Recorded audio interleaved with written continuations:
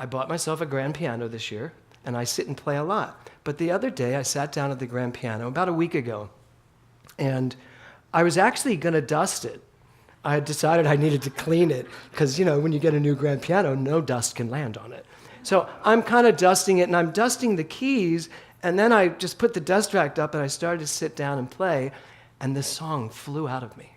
It's not like I was trying to write a song. It's not like I had a specific thing to write a song about. Just the melody came, and then the words, and then I kept working on it all week until finally, I think it was Nora first, who I dragged into the living room and said, listen to this. And she was so positive about it, I thought, she's always nice to me. Let me try Will, who will tell me. So Will came home, and he sat next to me on the piano, and I sang it, and when I finished it, he had this little tear in his eyes, and he was like, that's the best thing you've written since New Hampshire Nights. And I was like, you haven't heard everything I've written since New Hampshire Nights. And I just went, all right. He says, no, Dad, you got to sing this. You got to record this. You got to sing it. And then he said, and I love that you used the word self-reliance. He had no idea it was an Emerson essay. So I told him, I said, you should go read the Emerson essay called Self-Reliance. He says, there's an essay? So, yeah. So the title of my talk today is Let It Happen. When you get to the end of a song, ending a song is very difficult. Just like sometimes ending a life is very difficult. How do you make it all add up? What do you say at the end to make it make sense? How do you talk about your life so that at the end, your life will have made sense? So when I got to the end and I sang that little verse, Let It Happen came out, and I was like, well, that clearly is what this song is all about, because sometimes the last word is really the last word. So harmony. We're talking about harmony today, and my question is, when I say let it happen, the question ends up becoming, let what happen? Let what happen? What is it I am supposed to? What is it you're supposed to let happen in your life? This is a science, Steve just talked about it, where we take charge. We're supposed to be happy and cheerful and perfect at all times, and nothing should go wrong in our lives because we are religious scientists. We know the truth. We should be able to use our mind in such a way that nothing happens around us but bliss. Now that's my life. I don't know about yours, but truthfully, we think we're supposed to do that, but that's not it.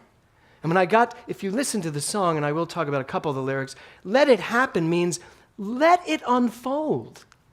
When I first came up with my AEP, my already established premise of life, which is my life unfolds perfectly, I was so good with that until I was literally on the treadmill at the LA Fitness, and I'm like, my life is unfolding perfectly, my life is unfolding perfectly, because it was my mantra that week. And I was like, my life is unfolding perfectly, and that voice came in so loud and went, then let it. I was like, oh. So in other words, I actually have to allow my life to unfold perfectly. I don't need to pummel my life with, it's unfolding perfectly, stop. Because if it's unfolding perfectly, the thing I'm trying to stop is actually unfolding perfectly. See how that works? It's kind of annoying sometimes. When you say my life is unfolding perfectly and you believe it, and then you have to look at this and go, even this is my life. How many of you have had one of those even thises this week?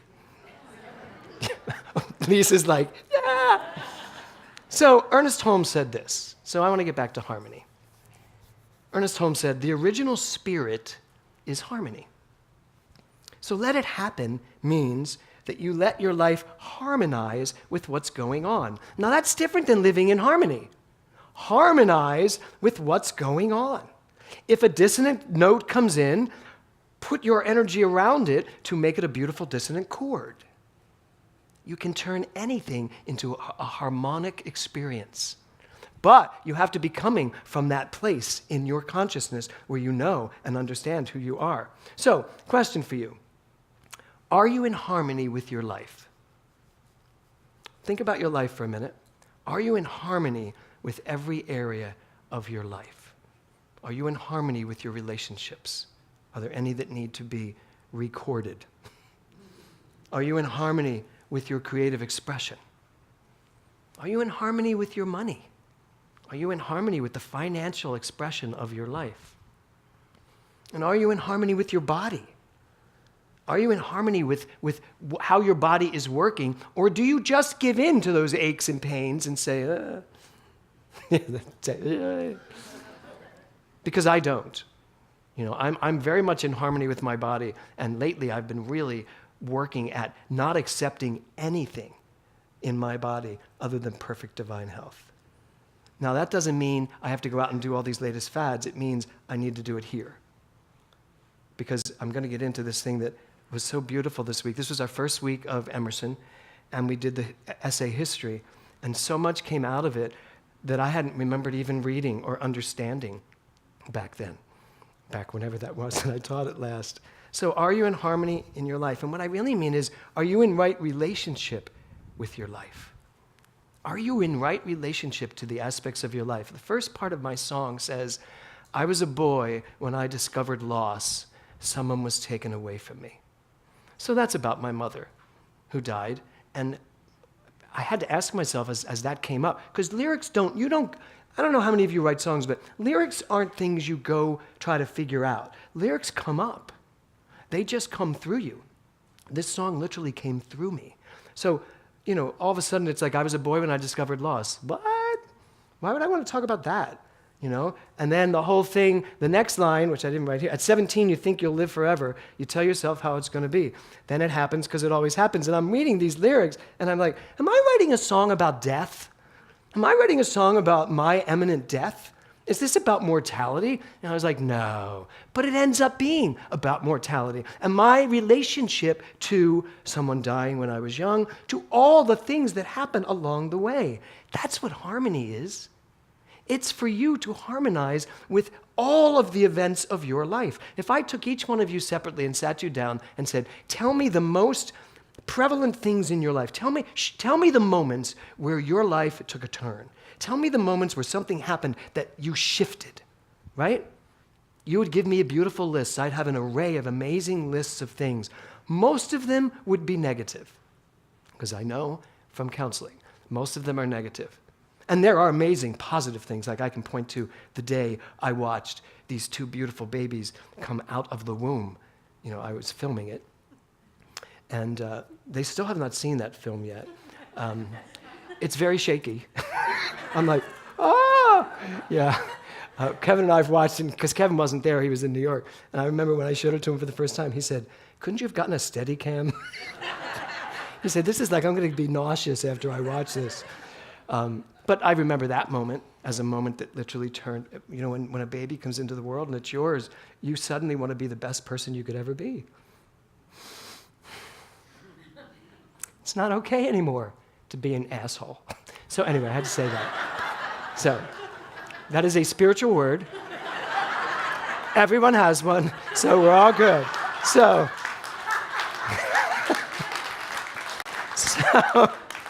this is your first time. God love you. So if I asked you all those questions, you gave me all these things, I would ask you next, are you in right relationship to them? Are you in harmony with those things? Because your body, your mind, your consciousness is a sea of events that you are either in harmony with or not. And if you're not, oh boy, it's still doing its work in your life. So yesterday, we celebrated our oldest member's transition, John P. Cahill, Jack Cahill. And we did it in Studio City, and there was about 60, 70 people who came from all over the place, his friends and people from the first church, Dr. Walker's church. And I couldn't help but feel the energy in the room with an older crowd that a lot of people were thinking about their own mortality, and I heard it a lot.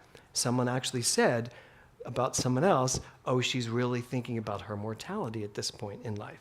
And I had to check in, because I knew what this talk was about. I knew what my song was about. And in my mind, I'm like, apparently so am I. Because I've just written this song that just pops through with, it happens, life happens, it's gonna happen, you can't stop it from happening, so let it happen. get with the program, be in harmony with your life evolving. Whether you are, and this, look at the lyrics, whether you are 17, 18, 20, 33, 40, 50, I think I go to 85, and then 100. How are you going to feel at 100? Are you going to get to the end of your song and say, I let it happen. I let it happen. Or are you going to get to the end of your song and say, I should have rewritten those lyrics. That didn't work for me. I should have known that then. I don't know any person that gets to the end of their life who wishes they had more money. And I've been with a lot of people as they've ended their life. It's not about the money. I don't know anybody that gets to the end of their life and wish they had worked more, had succeeded more. I don't. I like to believe that most people, when they get to the end of their life and they are in it, they get to spend time in the end of their life, has relationship to that life that makes sense. So that's what harmony is. While I picked this theme, it never occurred to me what this theme would do for me and to me and through me. Am I in harmony with my whole life? And there's a line in there about my younger me, the older me looking at the younger me and, saying, why am I not like that? All of these things. Are we in harmony with who we are right here, sitting here right now? With all of your frailties, all of your dysfunctions, all of the things that you think are wrong with you, are you in harmony with all of it right now?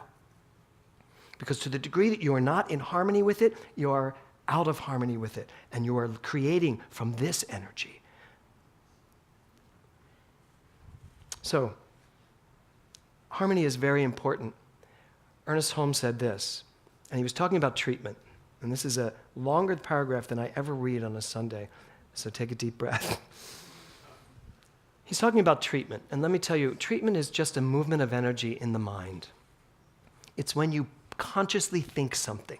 That's all treatment is, where you, on purpose, think what you're thinking. Now, to that effect, it could also mean when you're going down a really narrow, scary road, and that's all you're allowing yourself to think, you are treating for that experience, and it just keeps coming at you. Do you ever scare yourself?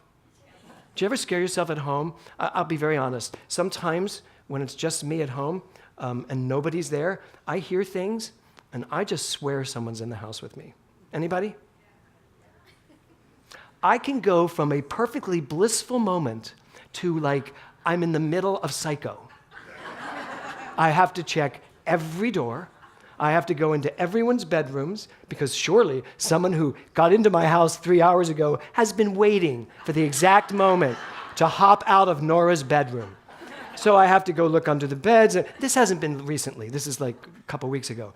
And I'm looking everywhere just to make sure everything's okay. And then I go to bed, and my bed is like a fishbowl. It's all glass. I go to bed, and then starts did I check the door? Did I lock the doors? And it's like, it's merciful. So, but I do know how to fix that because I actually just have to step out of the fear that I've just blown up in my life and step back to, wait a minute. If someone's here to kill me, oh well. My life is unfolding perfectly. Seriously, I really go there. It's like, what's the worst that could happen? Torture before death. That's the worst thing that could happen. So, here's what Ernest Holmes wrote. He says this, so that's what treatment is, using your mind to either scare the heck out of yourself or to know the truth and bring all the good that's yours to have. So here's what he says. Donna Butler, I just saw you go, did I just scare you? Yeah. Okay, here's what he said. Treatment must realize the perfection of the person. That means you sitting here right now, you must know the perfection that you are, not anything else. You all good with that? Everybody happy to live here, right here in this moment, and only know your perfection right now? Just for a second. I promise I'll let you have all the rest of the stuff later. You're good with that, Deanna? Thank you. So you're all good with being perfect, yes? Yes. Who's not? No. Okay, but that's honest. Now get with the program.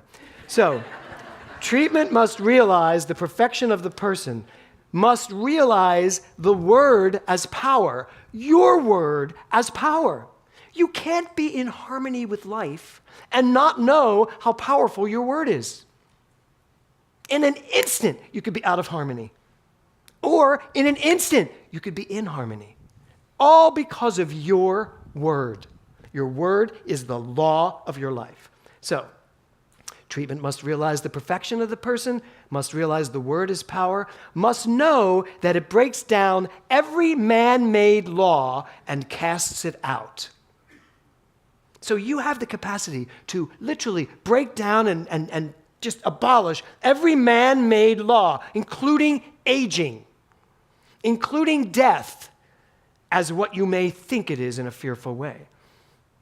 You can get rid of every man-made law and cast it out, he says.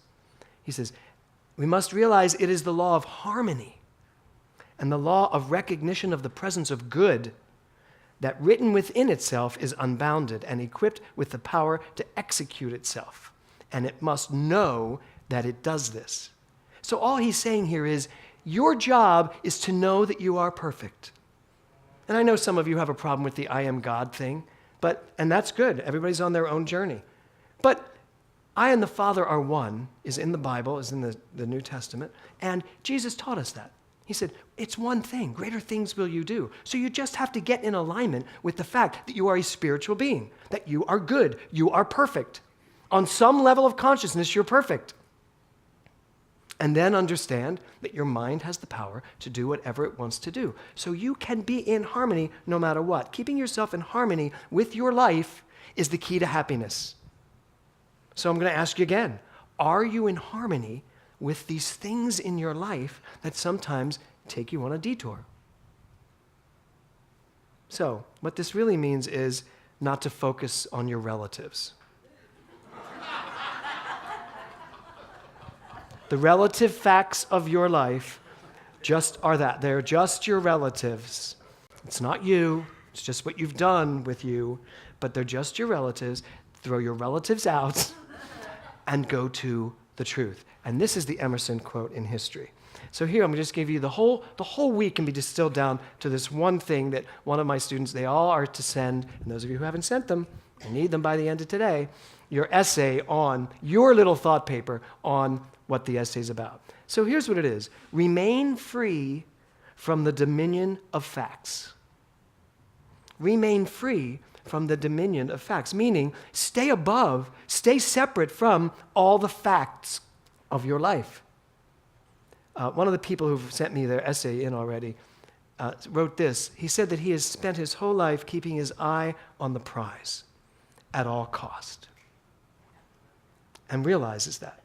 Keeping his eye on the prize at all cost.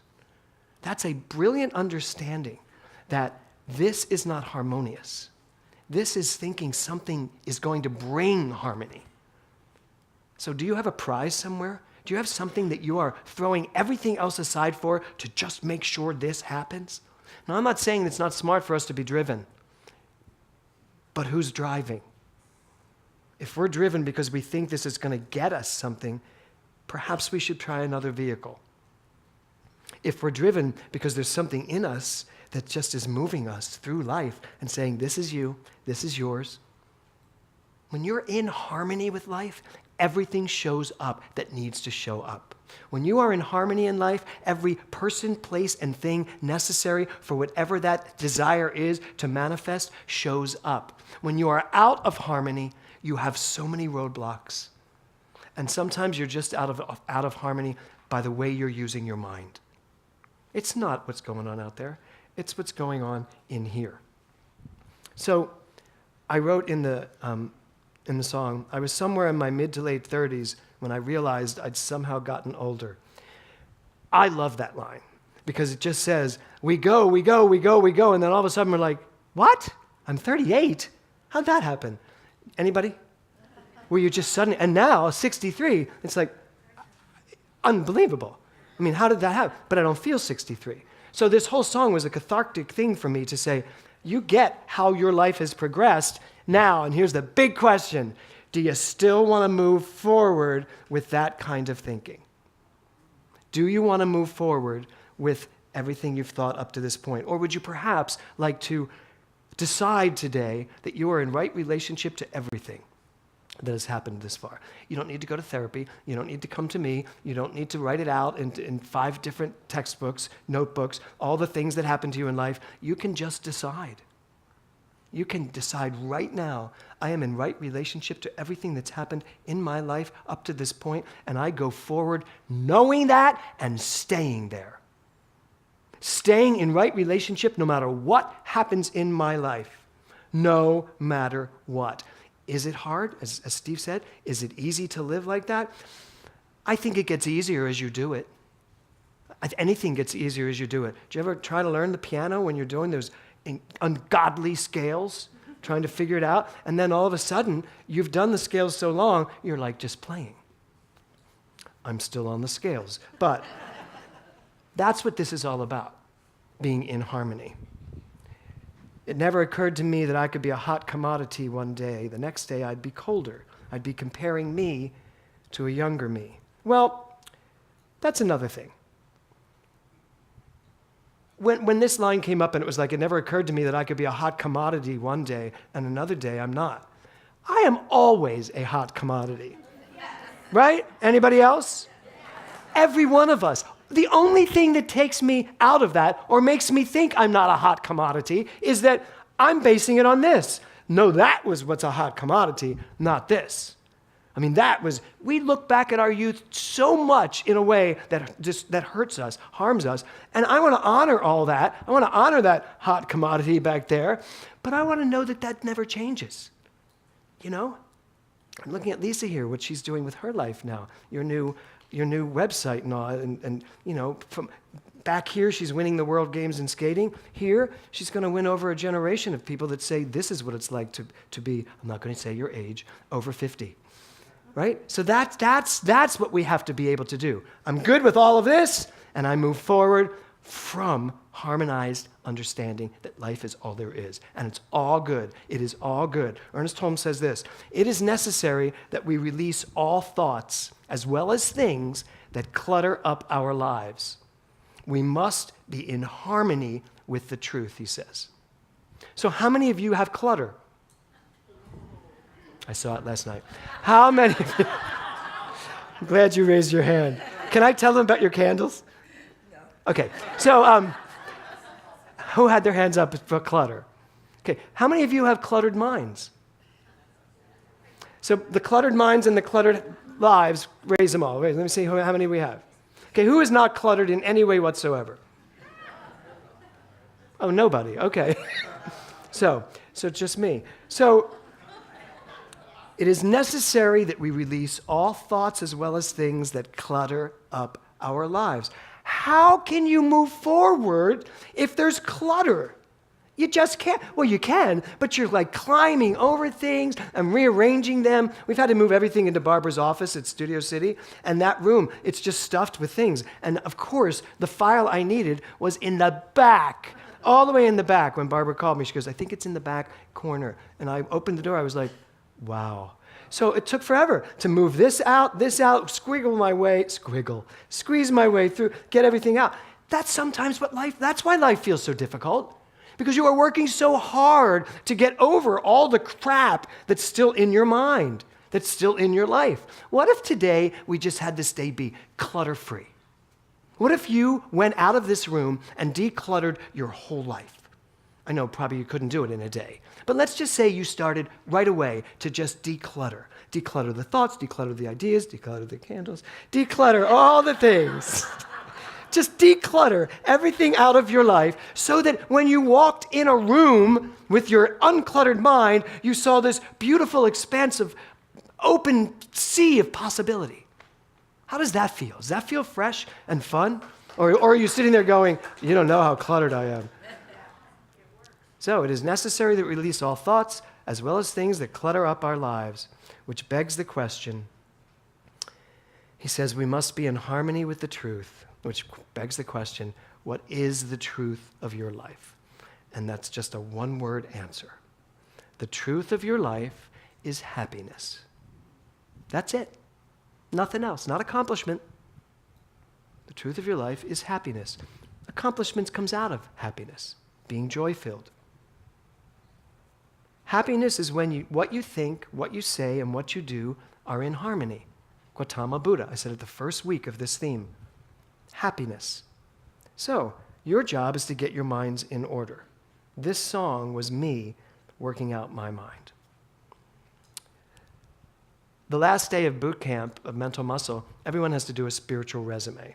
And I address it as you're applying for the job of God.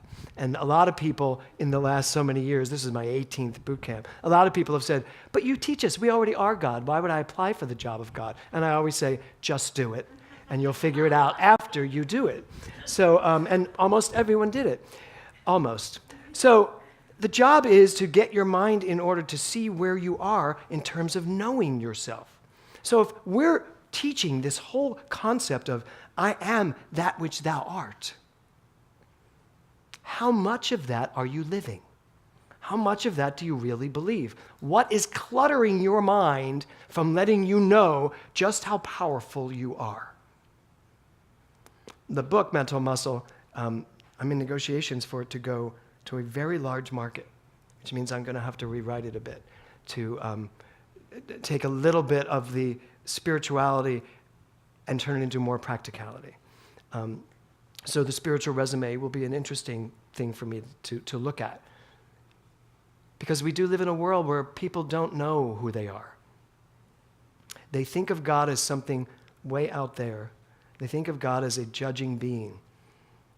And so we replicate that in our lives. We become judging beings ourselves, and we judge our lives. So I would like to put to you, if you were applying for the job of God, would you have the requisite capabilities to actually get the job? The biggest requirement is that you understand and live in harmony with life. That you live in relationship to everything from God consciousness. That you allow love to lead you. That's why this is up here. Love only, forgive everything, remember who you are. And I didn't do it on purpose because it was going to end my talk. That's why we're here, to love only, no matter what. So as we end this month on harmony, I really give you a charge to live your lives in a harmonic state, to look at everything that's come before and decide to be in right relationship with it, to be in harmony to it, so that as you move forward, you're not dragging anything along with you. You are just moving from the freest, most powerful, most expansive state of consciousness you have ever operated from. Because when you do that, you will be in harmony. And as Ernest Holmes says, when you are in harmony, you are in truth. And as the Buddha says, when you are in harmony in what you say, in what you think, and what you do, now you are living the life of the divine. Namaste.